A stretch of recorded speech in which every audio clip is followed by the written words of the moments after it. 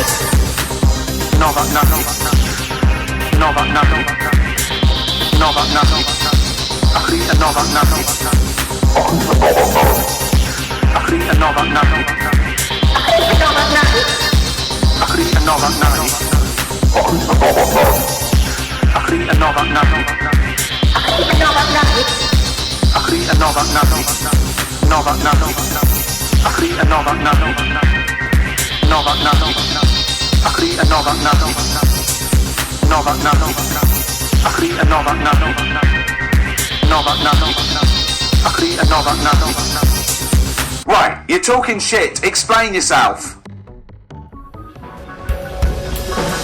The Ricky Gervais Show on Guardian Unlimited. Welcome to the 6th podcast in a series of 12. The Ricky Gervais Show, available online with me, Ricky Gervais, Steve Merchant, Hello. and Carl Pilkington. Alright. Halfway through after this then, Carl. Yeah. You enjoying it? It's alright, isn't it? It's had a great response. We're the #1 podcast in the world. We've had thousands of emails and messages, and it's just great to know that people all around the world are listening, don't you think? Yeah. It's great, isn't it? I should just point out, Rick, that we've had a few emails, including one from Mark Pavlidis, that says that some of the people listening on the enhanced podcast, so, you know, these fancy people, super rich people who can afford that one, apparently sometimes if they try to pause the show halfway through, it sort of freezes, and they've got a problem restarting it. And he's saying that apparently you should just hold down menu and select, and that'll reboot it. So I don't know if you have had that problem. Hold on. I can't believe it. This is like a book that you can't put down. What have they got that is better to do I with don't their know. time? What can be better than listening to Carl's drivel and his stupid theories? Unbelievable. We've got a little email straight away, Carl, from Nikki in Beverly Hills, California. She says, Carl, you rock. I hate it when Ricky and Steve ridicule you. I checked out your picture on rickygervais.com. Although your head is not normal, that's no reason to ridicule you. You look gimp, but I never judge a book by the cover. Cheers. That's not what you've got to say. Well, it's only because I've got no hair though, isn't it? That's why it gives that effect. No, it's perfectly round your head. It's perfectly spherical head. Your face is slightly too big for it. It almost goes over the sides. Perfectly round head. Pug little nose. Funny gimp eyes with no expression. Hangdog look. Like a little mouth, like a little lamprey, not formed, not human formed. The way your expression is like you've had a lobotomy. Your head goes weird at the back. It's got a little nod in it, like it's really strange, your face, and you're stupid. We've had a lot of emails saying that. I think he's just paraphrasing, but talking of emails, you know, a couple of I can't remember which show it was, but you mentioned, Carl, that you'd only recently seen a Chinese homeless person. Oh yeah. And it really surprised you because you'd never seen a Chinese homeless person. No. And I actually went along with that.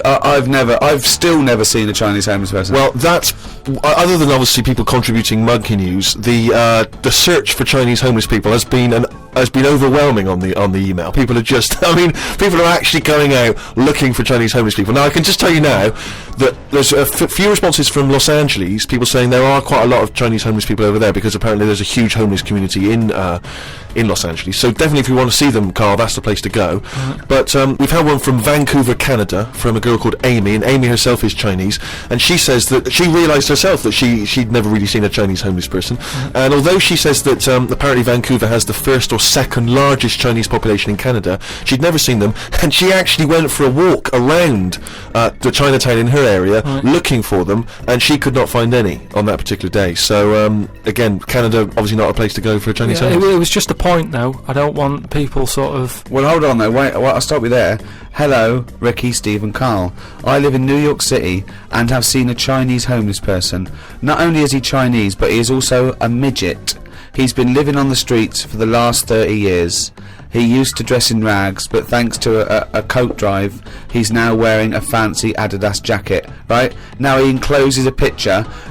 He says he gave him $10 to take the picture, and I've seen it, and he's a little Chinese midget fella. I'm just getting a bit worried that people are going out there sort of looking for these. because they, you know, Well, that's what you anything- requested. No. But all I was saying is I saw one. I didn't start saying, "Excuse me, can you just give us a smile? I'm taking your picture."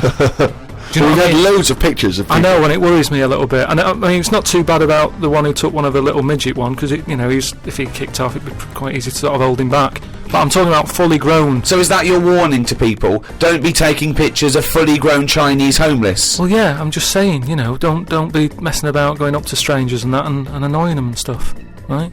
Maybe. Well, I think that's a good rule of thumb. Don't annoy them. But I mean, but that is a hell of a sighting, isn't it? We asked for a Chinese homeless, and they gave us a Chinese midget homeless. Many of the listeners are aware, Carl, that you're sort of fascinated by smaller people. Well, he's fascinated by difference, I think. Yes. I don't think he's having a go at people. You're not Never having a go. when you sort of stare at someone because they don't look like you, and let's face it, most people don't look like you. You're not having a go, are you? Well, like I say, first time I saw Steve, I was never having a go. It was just, oh, that's different. but you know, like you know, Steve, I was never having a go. It's just that thing of, oh, right, interesting. What do you mean? No, just you know, I've said before about when I saw Steve and what have you. Now I've got used to it, and Steve's it's the got same. used to it. What do you? What you Well, you know my feeling with this. I don't really know where he's coming But from. Steve knows I'm not having a go either. Yeah. Carl used to carry around a book that was called the top 50 freaks of all time. Well, it's interesting you should mention that, because we actually had an email from Richie who says that he's been a fan of ours for many years, and he's listened to lots of the radio shows we've done in the past and things. And he says, of all the people you've discussed, Carl, in the past, including some of the people from your you know, odd magazines, who would you most like to spend the day with, of all those people that you've encountered? Favourite of all. Well, certainly who you would want to spend time with, who you feel would be the most fascinating, the most interesting. You know, I mean, let's just recap on Well, there's some of the... Pillow Man, the bloke with no arms, no legs that can roll a cigarette with his mouth. Yeah. No, not impressed with it. That's not sufficient. What about the three-legged juggler? So hang on, let's just recap for new listeners. This was a man with 3 legs? 3 legs, right? Right. And it said his job, he became a juggler, Okay. not using the gift that he'd been given. What you suggest? Anything, running, swimmer, just you know. Yeah. But yeah, What else what are was the there? others? What are the other ones? There was a picture of a gentleman who was fascinated by him. He used to play the piano. Oh, he's got a tiny head, hasn't he? Yeah, that's that. That's the one who he sort of ages fast. Right. So like every other week he's having a birthday and stuff. And yeah, that was weird. He's not having a birthday every other week. His body's just aged, so it has the appearance. His biology is sort of like he's 70, but he's only like 15. They don't have a birthday every week. You idiot. But yeah, I don't know about knocking about with one a long time though. That's Only for a day? yeah. I suppose it depends what I'm up to. Because if we're going out and about, the Pillow Man would just be a bit of a drag. Whereas if you're going for a walk across, the 3-legged guy, ideal. So yeah. The Ricky Gervais Show on Guardian Unlimited. Lots and lots of people emailing just with questions for Carl. People just want to get his opinion on stuff. So if you have questions for Carl, keep them coming in. podcast@rickygervais.com. We can't really reply to your emails, but we do read them, so we really appreciate them coming in. Just a couple of quick ones for you, Carl. Wendy says, if Carl had to eat the same dinner every day for the rest of his life, what would he eat? She mentioned this because she was having Christmas dinner, and it was a big, she loves Christmas dinner. It's the trouble with Christmas dinner. I mean, the roast dinner is the king of dinners, and the Christmas dinner is the king of roast dinners. Yes. But you can't have one every day. No, it's absurd. But it's brilliant. We have 3 meats in our house. It's unbelievable. The amount of meats is just amazing. It's just a plate of meat. It's just meat with one Brussels sprout, one token Brussels sprout, and the gravy. Oh. You see, it depends, doesn't it? I mainly eat just so I keep going. I'm not that bothered about, because I don't really taste it anyway. I just shove it down. You're like a horse. But at what point did it become important that things were sort of seasoned or garnished to go with it and stuff? At the end of the day, we're all eating, aren't we? So you can move about and that, and you've got energy. Well, we need to know what we're tasting, don't we? Because we need to have certain things. We need sugar, we need salt. So we need to know what they taste like to know we're getting them. No, but now we've got them. chefs, so leave that up to them to make sure we're I getting thought enough you were salt. talking about an evolutionary standpoint and how it evolved. Not there was a little Do you chef. think that's likely? No, but leave it for them to make sure, you know, we're getting safe food. I mean, to be honest, it annoys me the way people worry about food now and how there's so much to choose from. I think it's got out of hand. I watch... Any form of choice really worries you, doesn't it? No, you it's don't just- like choice. No, choice is good, but not too much. It's like with anything now, if you go into a toffee shop, there's like loads of Sorry? different... Where are you going to find a toffee So shop? you're in a fairy tale. Yeah. You're in a Dickens tale in the 19th century. You're in Shrek. And You go into a toffee shop. What? What's your point? You go to a toffee shop. Yeah, I'm saying, you go into a shop full of You toffees. just come and from the stuff. candlestick maker. You go in there and there's just too much choice. It's like what, and I can stand there up to like 4 minutes, sort of going Up to 4 minutes. So specific. 4 minutes. So he's in a toffee shop in a top hat. Well, he's only got 4 minutes. He's only got 4 minutes because you got to get down to the pea green boat that he's sailing off it. no. Good but, morrow. but forget the toffees. Can I have some of your finest Oxfordshire toffees? So you prefer it was just one selection of toffee? That's all they've got. Well, maybe two. What I'm saying is, right, there's now too much choice. Whenever you get a menu in a restaurant, it's not like you don't just go, oh right, what is there? Yeah, I'll have that. There's too much. It's like a book now, isn't it? And you look at it all. And then you've got to that point now that people are even taking a risk when they're eating. What do you mean? You know, in Japan or China or something, they're eating that fish that if it's not cooked right, it can kill you. Right? Not worth the risk when there's so many other fish. Yeah, I agree. Why Have mackerel, have a bit of cod or whatever. As soon as there's a risk, take it off. Take it off the I menu. agree. I totally agree. Not worth it. We've got a fish that might or might not kill you. Well, is there anything that definitely won't kill you? Yeah, but a chicken won't kill you. I'll play safe then. I'll have that. I love that. I love the chicken. That's what I'm saying. The Ricky Gervais Show on Guardian Unlimited. But anyway, we were talking about sayings and that. Stitching time saves 9. Don't. You know, I'm never going to use that. I don't think anyway. Okay. Suzanne You're never going to understand it fully, are you? Suzanne repairs me stuff anyway. It doesn't really matter. But what about the one? About the one in greenhouses and that? People who live in glass houses shouldn't throw stones. Yeah.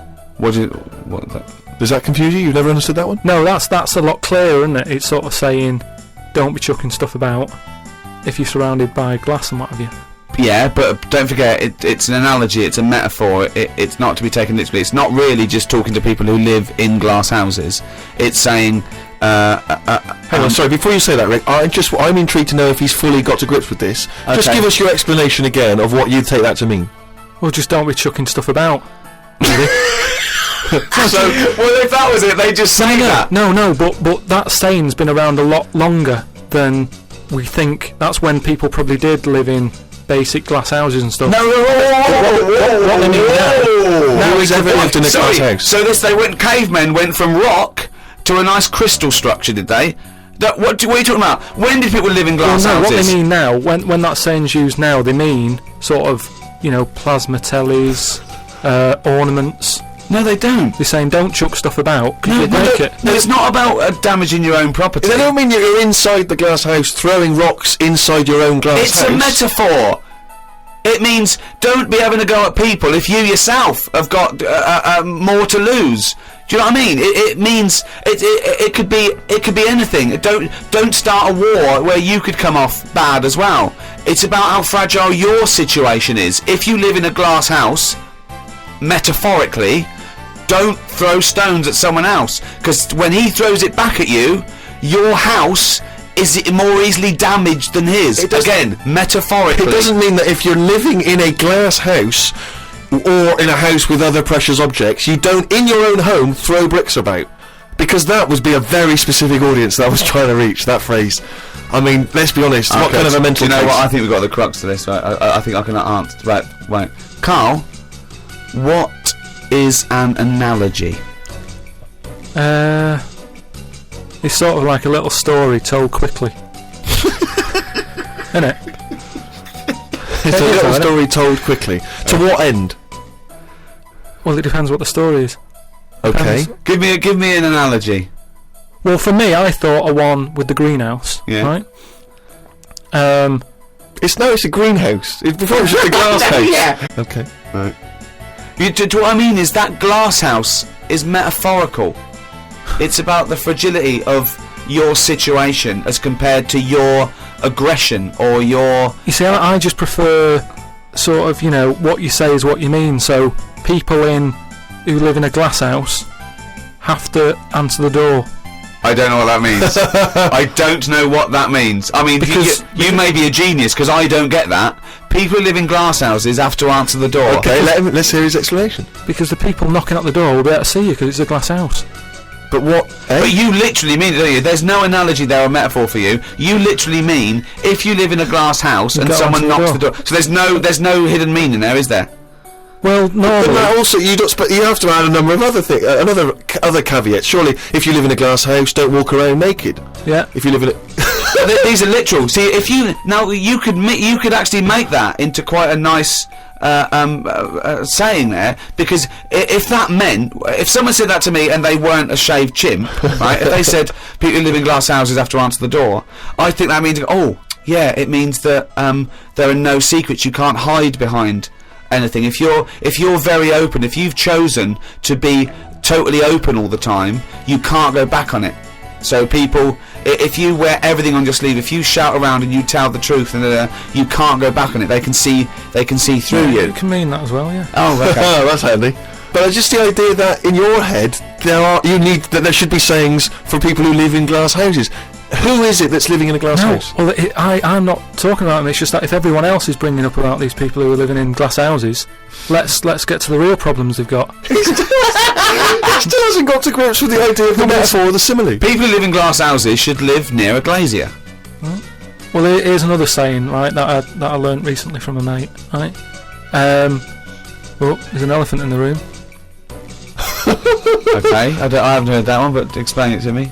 It's like when something's going on in a room, right, but no one's mentioning it because everyone's a bit too sort of. But in a way, it's better that it's out. It's like how whenever we go out for something to eat or a drink or something, it's normally after about 5 minutes the sort of topic gets onto the shape of my head.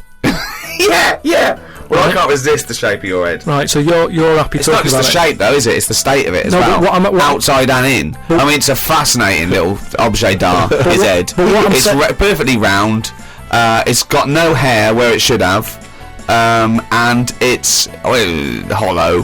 The features are slightly too small for the face. Yeah, unbelievable. No, but what I'm saying is, it's interesting how, like, I'm the elephant in the room, right? Nobody's talking about it. You mention it once, suddenly it's the talk of the town. It's what I mean. Everybody starts joining in, going, "Well, yeah, it's round, but it does suit you." And these are people who I don't even know sometimes, and they're all dipping in. And that is an elephant in the room. So you don't want people to discuss the shape of your head or the lack of hair. You would feel better. You'd feel happier that they didn't mention that. Sometimes I think it's better that it's out there. It's made me a stronger person, though. It's the same way, we were talking about religion and that. Samson Delilah, Yeah. he got weaker without hair, whereas with me, I think it's made me stronger, because it's almost like it's treated like a disability. Everybody's sort of mentioning it and talking about it. What's it like having a bald head? And you know what I mean.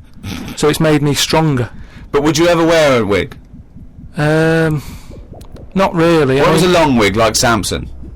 Well, the only time I wanted a wig was when I did jury duty once, wasn't it? And it was annoying that I was sat on the jury, right in front of, like, these criminals, right? Everybody else has got disguises. The judges have them wigs on, right? That's not It is that's a disguise. That's why judges wear them, right? So No! Well, then why do they print their name in the paper and have a picture? What do you mean it's a disguise? it's a disguise, isn't it? No! If it was a disguise, they'd go in with one of those glasses with a nose and the beard attached if it was a disguise. All judges would look like Groucho Marx if it was a disguise. Well, I'm just saying that's what annoyed me when I was sat there on the front row, right? I couldn't have been any closer to the criminals, right? I was sat there and I thought, why didn't I just pop a little wig on or a pair of glasses? I would have loved to have seen you in the front row at Crown Court. No, I because don't have to see it because in this country you're not allowed to show pictures of jurors.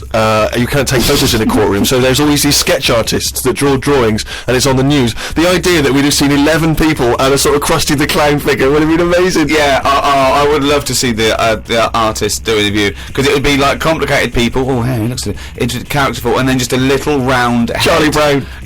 Charlie Brown sitting on the end.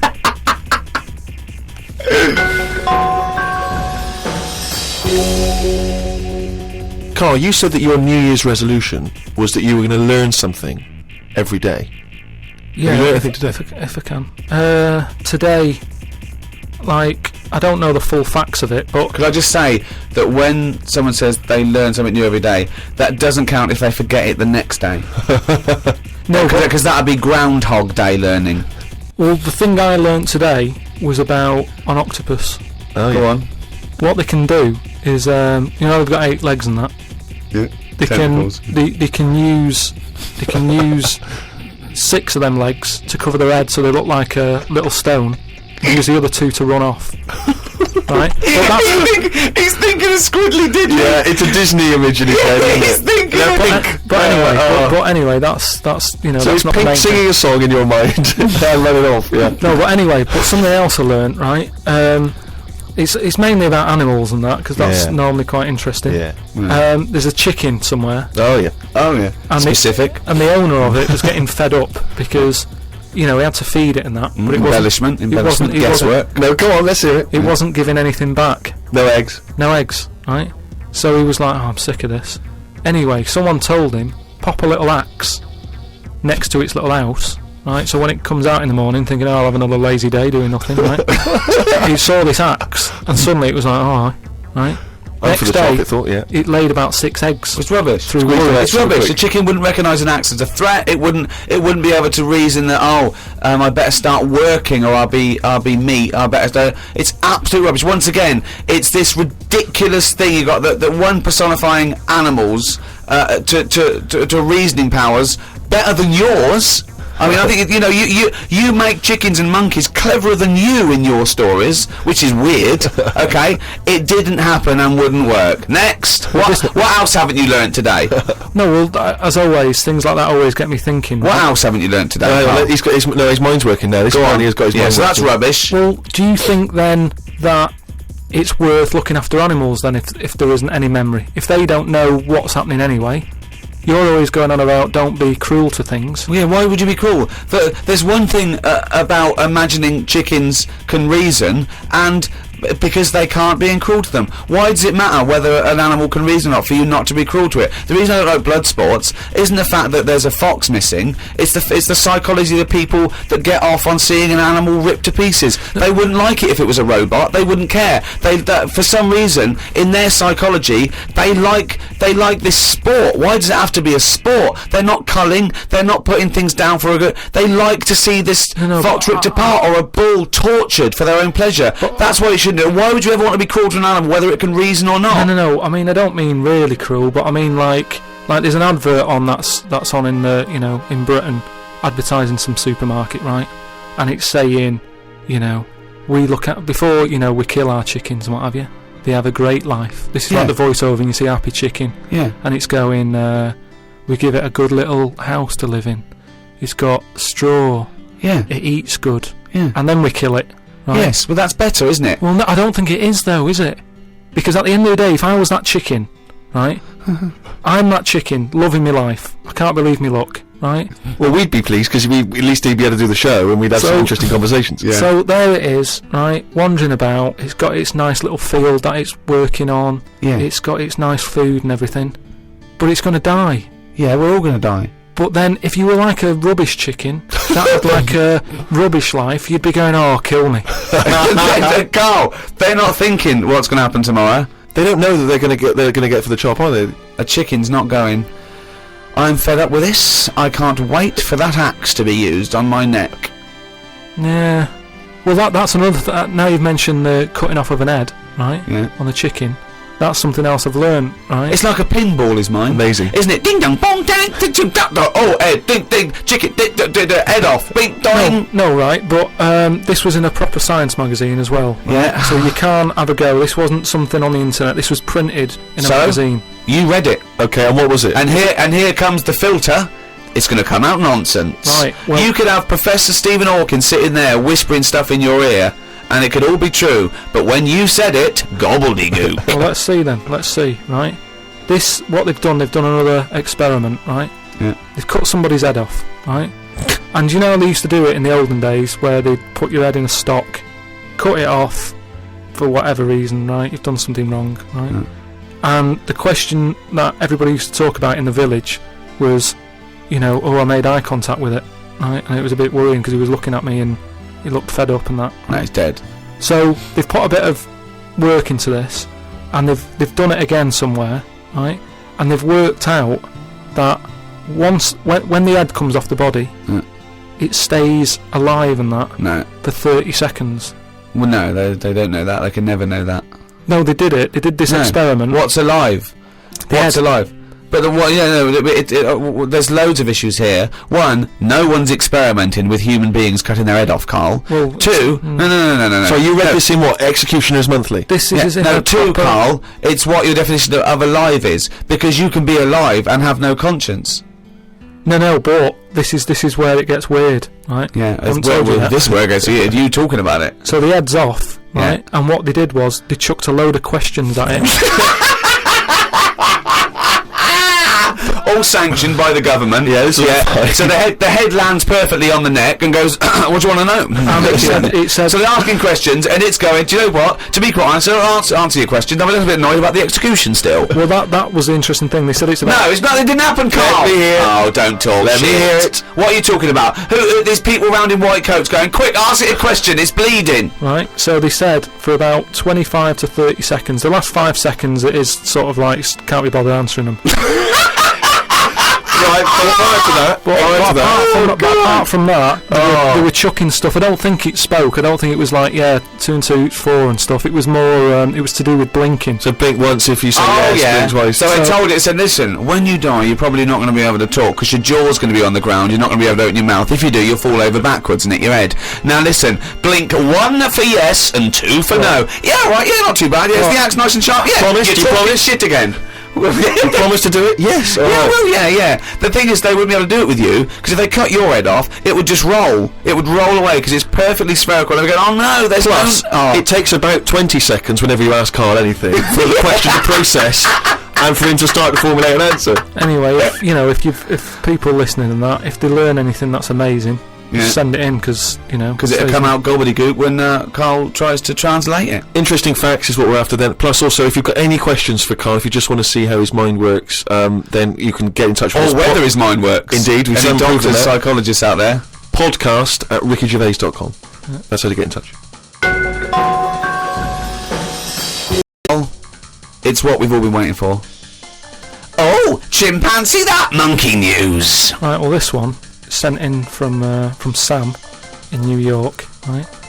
And it's about a fire that happened, right? In a really, do you know, like in New York, they have loads of big buildings, don't they? Mm-hmm. Right, really, really tall ones and Skyscrapers. stuff. Yeah. And there was a fire in one of them, right? So they did as expected. They called up, fire brigade and that. They turned up, right? Fire engine parked up. It's like, right, where's the fire? And they said, oh, it's on like floor 100 or whatever. And they said, oh no, we've brought the fire engine with the short ladders. Stupid mistake, but go on. Right. So anyway, so the fire's going and that, and they're saying, is there anyone in there? They go, I don't know, there might be someone up there, but the telecom's not working and Who stuff. do you think might be up there, Rick? I don't know. But Just a woman, I imagine. Just a woman or a child. is there a fireman that could climb up a building at all without a I ladder? think it's unlikely, but go on. Go on. So anyway, so they said, well, how are we going to get up there? Yeah. We can't. But if they've only bought the short ladder. No, we can't. Let's go home. Okay, that was monkey news. So they said, well, there's a lot of like grippage. Because they made up words. The firemen, the NYPD firemen. There's a lot of grippage On the side of the building and stuff. So anyway, they said, why don't we just go and get a monkey, right?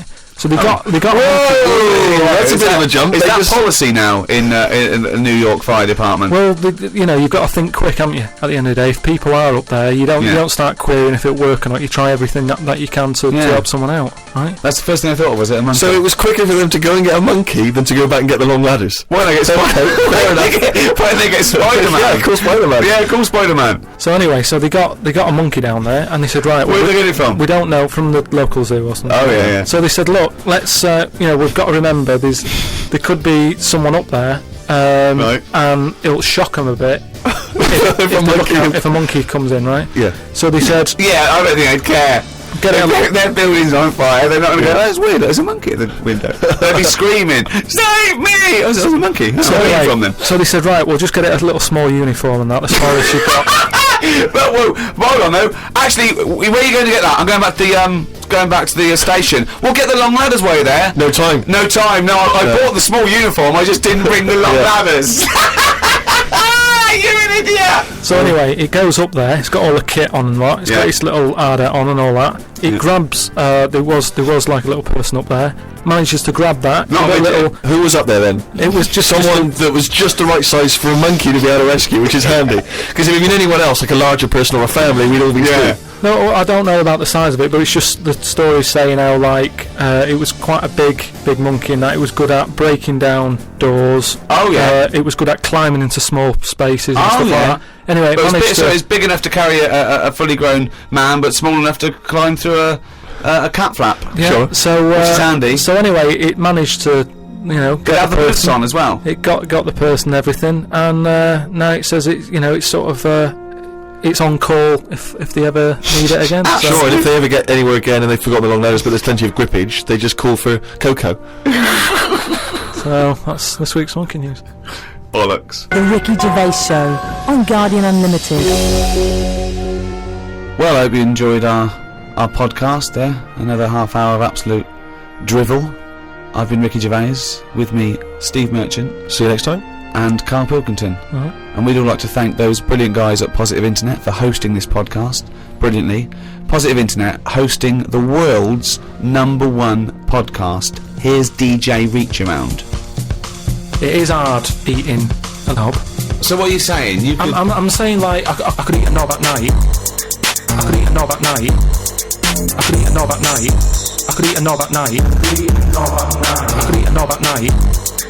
I could eat a knob at night. I could eat a knob at night. I could eat a knob at night. I could eat a knob at night. I could eat a knob at night. I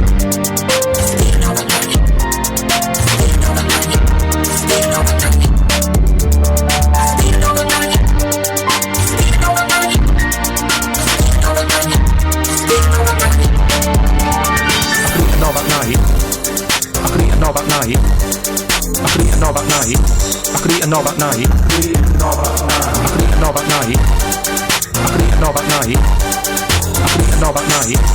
eat a knob at night. I could eat a knob on a stick. I could eat a knob at night. I could eat a knob at night. I could eat a knob at night. I could eat a knob at night. I could eat a knob at night. I could eat a knob at night. I could eat a knob at night. I could eat a knob at night.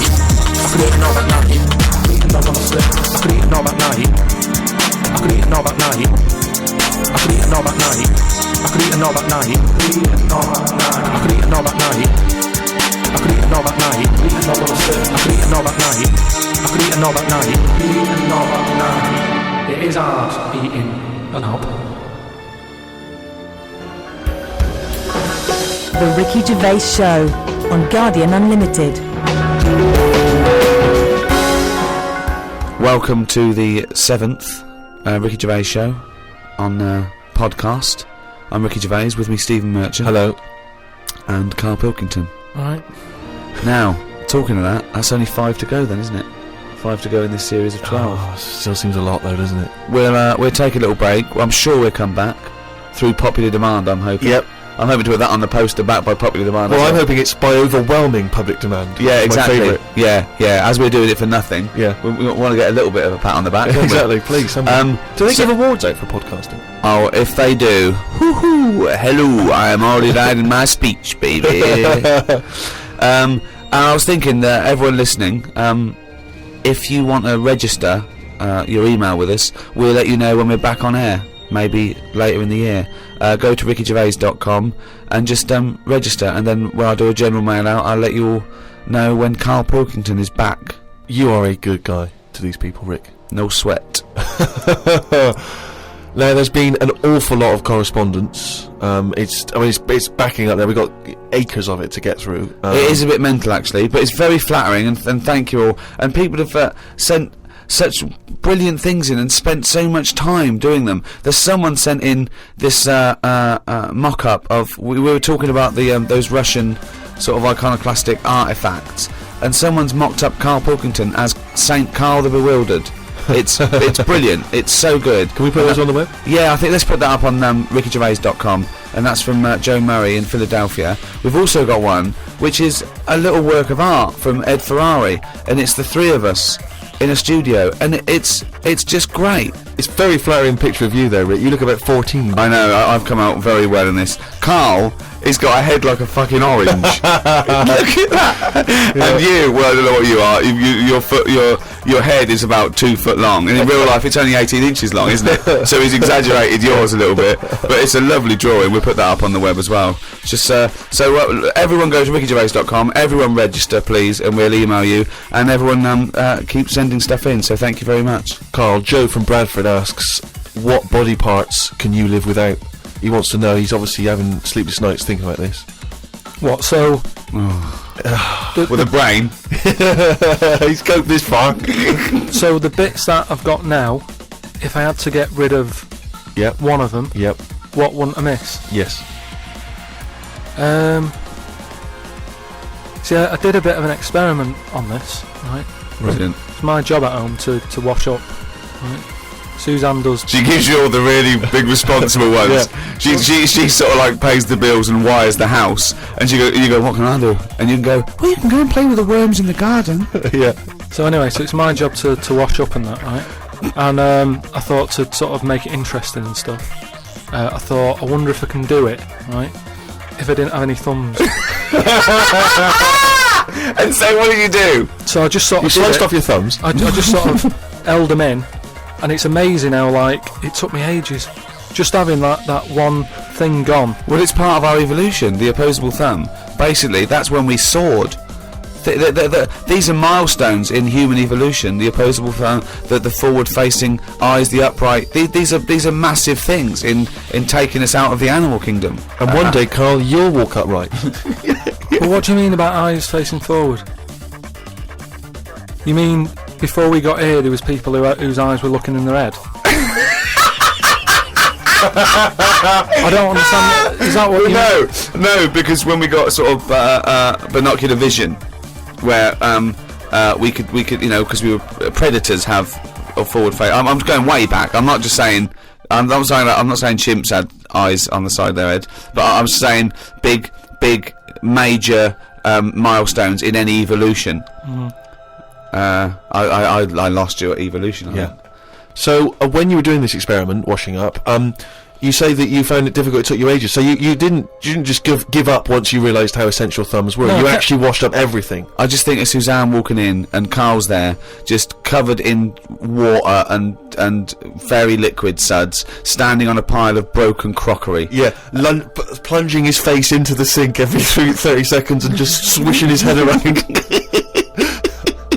But we talked about the washing up thing before, haven't we? When we were stood there washing up, and I sort of look out of a window, so the sink's in front of the window. Yeah.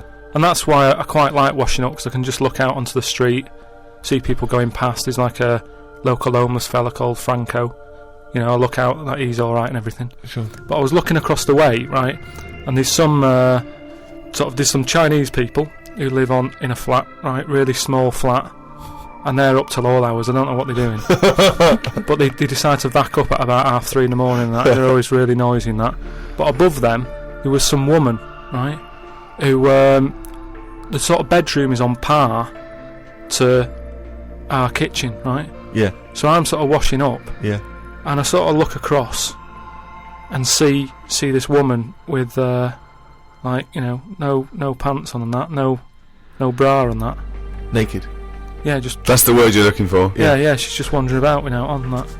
So I was like, oh, what's going on? So I carried on washing up and that, right? And kept looking, and then I was looking, and she looked at me. Right, so we made eye contact. Sure. So I was like, oh god, right. So what I thought the best thing to do was sort of drop me pants a little bit. just a little bit, just like, you know, I had boxer shorts on and that. I thought if I just show a little bit of sort of arse cheek, then it's kind of like, right, we quits. Right? I don't understand the thinking.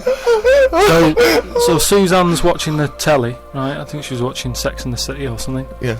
She sort of turns around to see how I'm getting on with the washing up, right? She sees me with like my pants sort of down a little bit with my arse out. She said, "What are you doing?" I said, "Don't look now."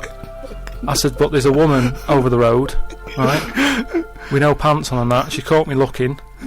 I'm just giving her a bit back.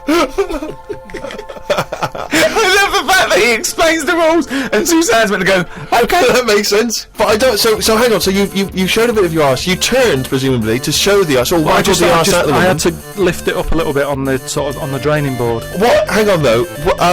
What did she do? Did you register her reaction when she saw a bit of your arse? What happened? When she saw my arse, Yeah. well then I wasn't looking because I thought it to look like, well, I've seen a bit of your stuff, here's a bit of mine. I just thought at the end of the day, I caught a glance of you. It's only fair. You've had a bit back. You know, I'm not You making see, a big deal out of I it. genuinely think James Stewart missed a trick here in Rear Window. Yeah. This would have been, you know, a much better film had James Stewart just popped his pants down. It would have given a whole new meaning to the title Rear Window. Yeah, exactly. It's tricky though, I seem to be surrounded by people like that, because I told you before, there's the old woman across the way who's just sat there reading a book. I look through everybody's windows like that. Remember that film, that Sliver or something? Okay, right. When they've got video cameras. Yeah. I'm just looking onto everybody's world and just seeing what people are getting up to. There's nothing wrong with that. Brilliant. That's why I like washing up. The Ricky Gervais Show on Guardian Unlimited. Chris has emailed a mantra for Carl. We were talking about famous mantras and sayings and things. Yeah. Never has a mank said so much to so many that means so little. Brilliant. So you can have that on your headstone. Your Rupert. little round headstone. Rupert's in the Isle of Man. He says, I don't know if you knew this, Carl, but apparently octopus's testicles are located in their heads. But then, to me, that isn't that amazing, because at the end of the day, an octopus, really, all it is an head. Isn't it? So everything it's got has to be in the It has head. to be in the head. It'd look daft if they dangled down below. Right? So all it is, I mean, there's a lot of facts. It'd look daft if they dangled down below. I'm wondering again, that's almost, I don't think you should start sending them in, but that could almost be the B-side to B-side to Knob at Night. I could eat a knob at night. James Round says, Carl, if you could be anyone in the world, who would it be?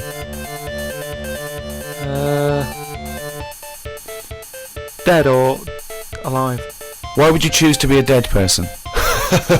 No, but sometimes, like, these people who are now dead, but everybody raves about them.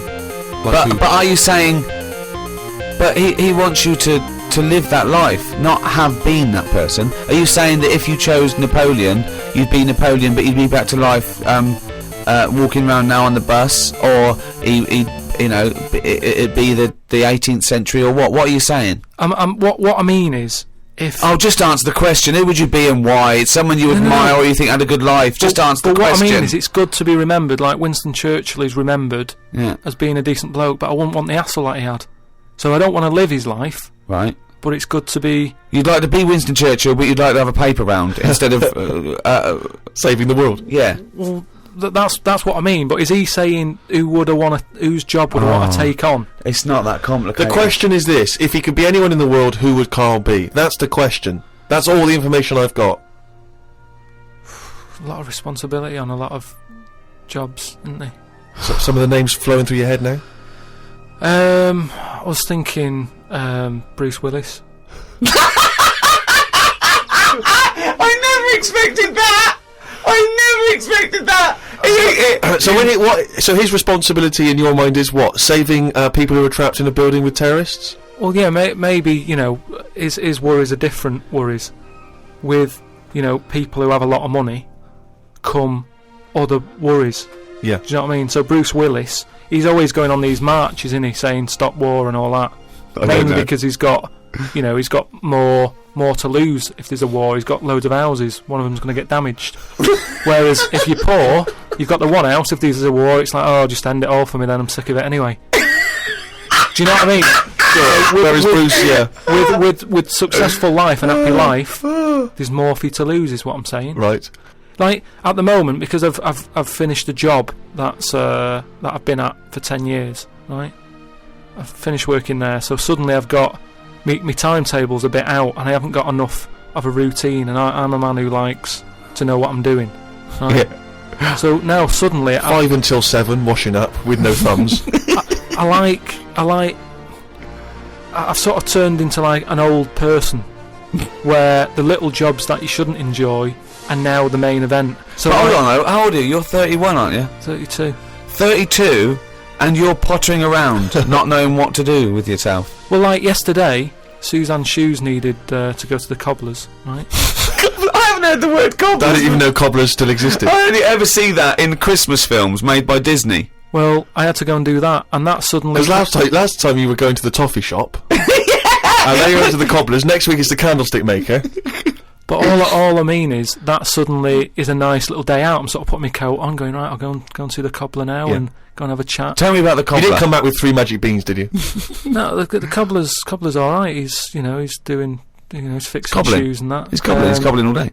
Have I told you about my Uncle Alf, who was a cobbler? No? I'm sure I told you about him. He's the one who he lived in like a bed sit, and he had 2 tellies. He had like one that the sound didn't work on, and Alright. one that the picture didn't.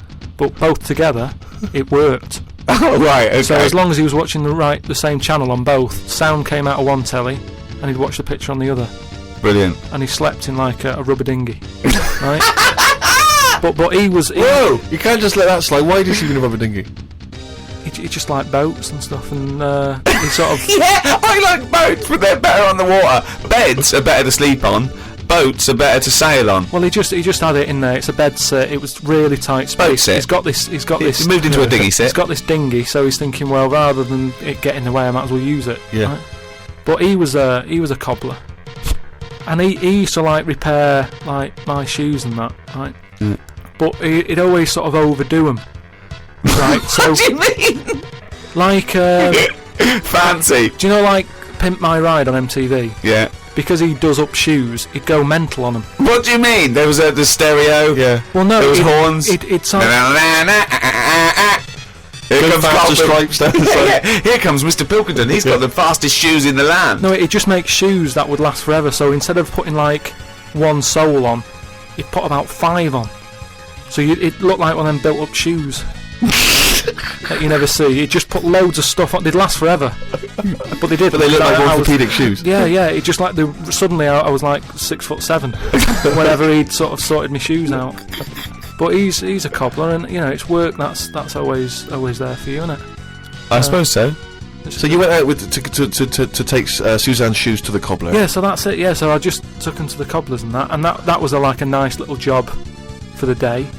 I got a leaflet through the door saying, if you want to walk a dog, the rates are good. I don't know what they pay and that, but I got a little letter in my little letterbox saying, if you're free in the day, What, they pay you to walk a dog? They pay you to walk a dog and that. And I thought if I do that and get a paper round, 2 in 1.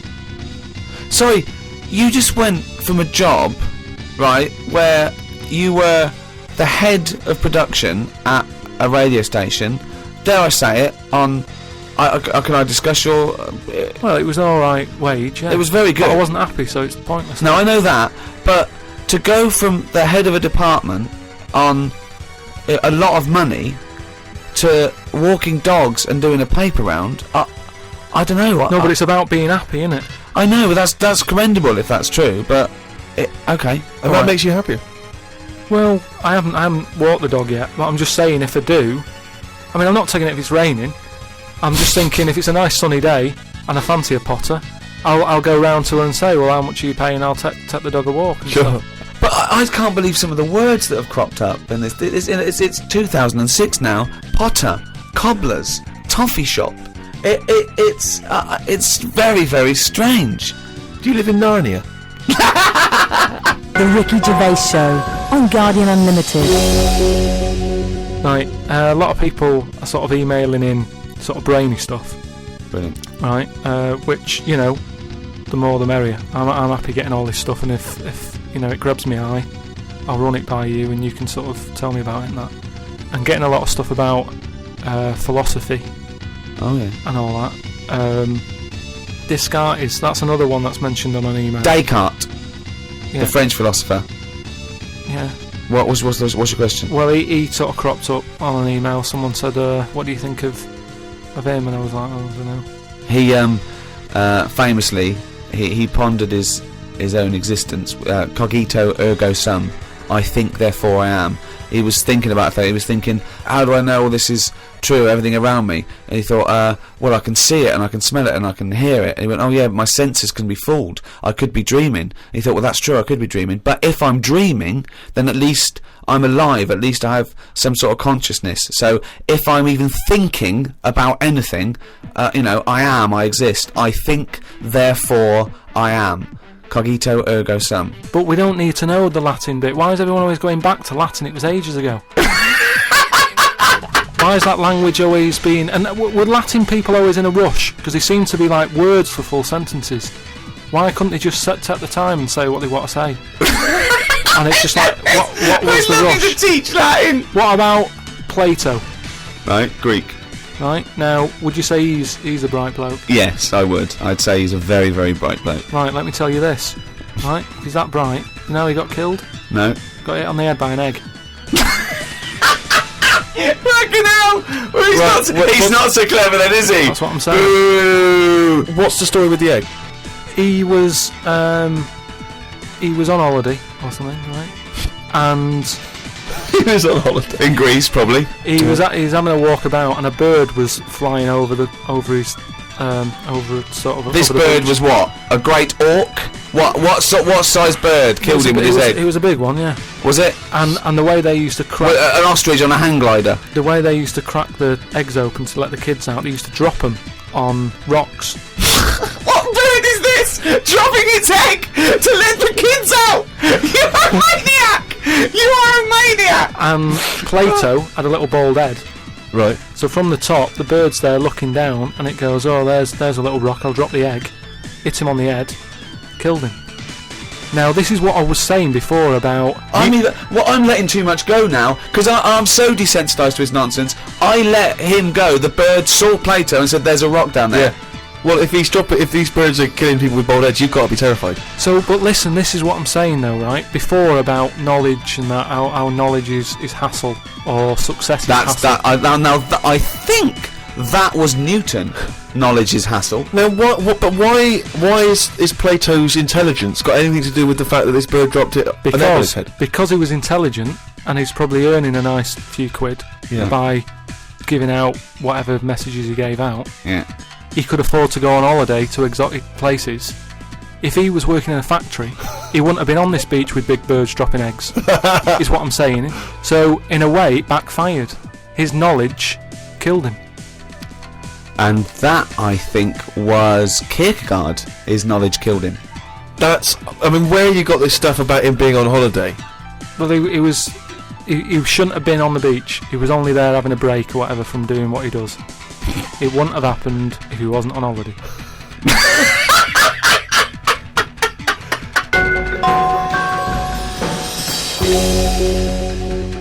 Again, I can't remember which show this was that we were discussing this, but we talked about run-on phrases and quotes from the past. We talked about Benjamin Franklin. People have this is an email we've had saying, Carl, what do you take by the well-known saying, "A stitch in time saves 9"? Oh, a stitch in time saves 9. Yeah. See, it's another one that I don't think I've picked up on a lot of these sayings that are being sort of thrown about willy-nilly. Willy-nilly. Willy-nilly. Okay. Willy-nilly. No, but I again, it's one of them like last week. I've heard of it, but what does willy-nilly mean? Just sort of like throwing it about all over the place. What do you mean? But what someone said? What does the term willy-nilly mean? It just sort of means, carefree. That's right. Yeah. Okay, but that's what does a good. stitch in time So save you 9 understood mean? willy-nilly, so you used a Yeah, but it phrase. sounds I mean, nice, you used doesn't it, it? you said it willy-nilly, but you sort of got the gist of it. So what does a stitch in time saves 9 mean?